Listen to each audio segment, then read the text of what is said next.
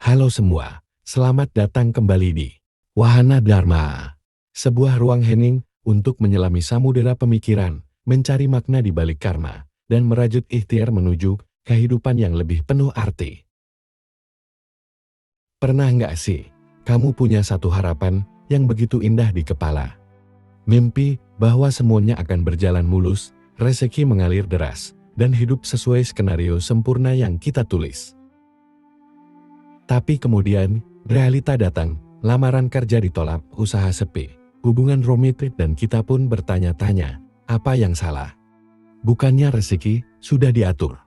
Bukannya Tuhan janji akan memberikan yang terbaik? Selamat datang di dunia nyata, tempat di mana hidup memang tak seindah yang kita harapkan, tapi bukan berarti lebih buruk, mungkin hanya berbeda.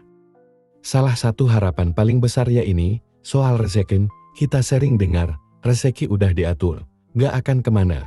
Kalimatnya benar, suci, dan menenangkan, tapi seringkali kita salah kaprah dalam memaknainya.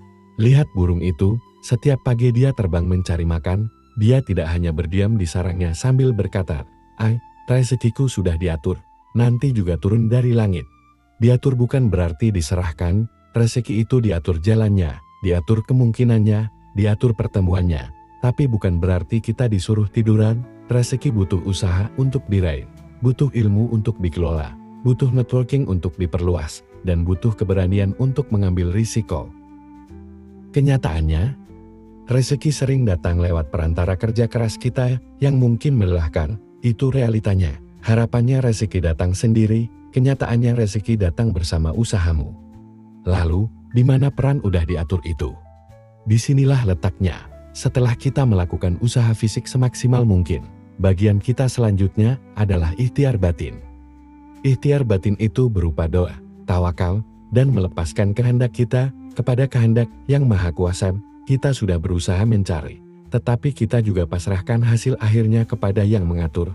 Kita kerja keras untuk proses, kita pasrahkan untuk hasilnya. Seperti petani, dia tidak bisa memaksa tanamannya tumbuh, tugasnya adalah mencangkul, menanam, menyiram, dan memupuk. Soal hujan, soal matahari, itu dia serahkan pada yang mengatur alam. Dia tidak bisa mengontrol itu. Jadi, kenyataan hidup yang sering pahit itu adalah bagian dari proses mencangkulnya. Penolakan, kegagalan, itu adalah pupuk yang mungkin menyakitkan, tapi membuat kita tumbuh lebih kuat. Itu adalah bagian dari pengaturan yang jauh lebih besar, yang mungkin tidak kita pahami saat ini.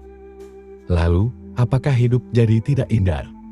Justru sebaliknya, keindahan hidup bukan karena semuanya sempurna sesuai harapan, keindahan hidup justru ada di dalam ketidaksempurnaannya. Keindahan itu ada di dalam perjuangan kita bangkit dari kegagalan, ada dalam rasa syukur atas hal kecil yang kita dapat, ada dalam pelukan orang tua setelah pulang kerja lelah, ada dalam damainya hati setelah kita berusaha maksimal dan bisa menerima apapun hasilnya dengan lapang dada. Harapan kita seringkali hitam putih, sukses atau gagal, kenyataannya, hidup berwarna-warni, ada abu-abu, ada oranye, ada biru muda, warna-warna itulah yang membentuk perjalanan kita yang unik.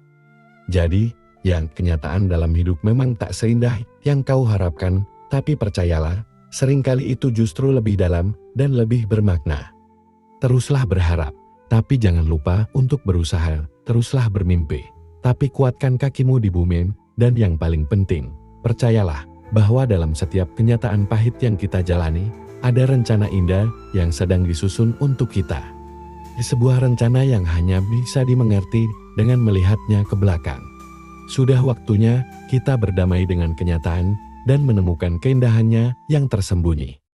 Apa pendapatmu? Share pengalamanmu di kolom komentar. Jangan lupa subscribe untuk konten yang lebih membumi. Sekian dari saya, dan sampai jumpa.